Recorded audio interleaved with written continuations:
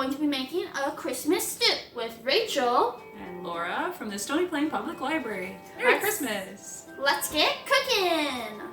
Woohoo! Woo! Don't forget to wash your hands.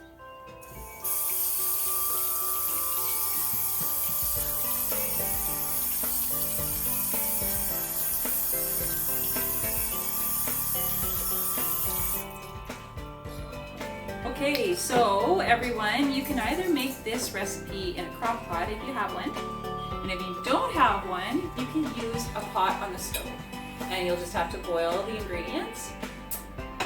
To begin with, Rachel will get us 5 cups of hot water, and we're going to add some beef bouillon cubes to the hot water to make our beef broth.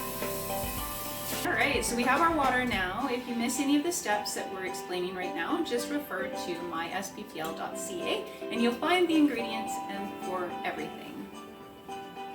Or on Facebook.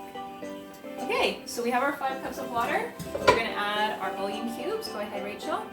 We have 2 bouillon cubes that we're adding, which equals enough for 6 cups. We have 5 cups, so it'll be nice and thick, which is perfect.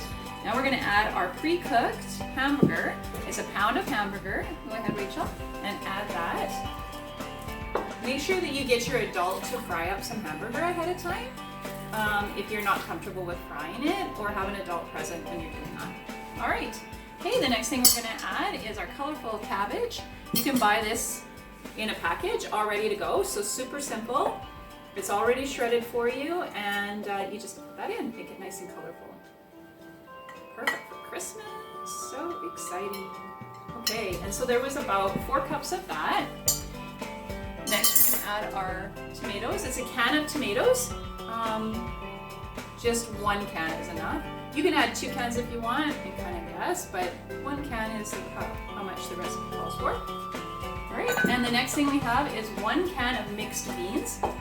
So again, you can choose to add these or not. This is optional. Do it adds protein and health to your meal. Next we're going to add our onions.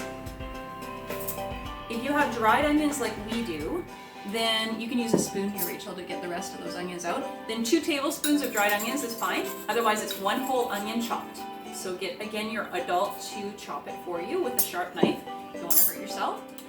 There's a teaspoon of chili in this one here. So add a teaspoon of chili. I add a little tiny bit more. The recipe calls for a teaspoon, but I like to add a little bit more. Just adds a little spice, which is no problem. Go ahead and do that.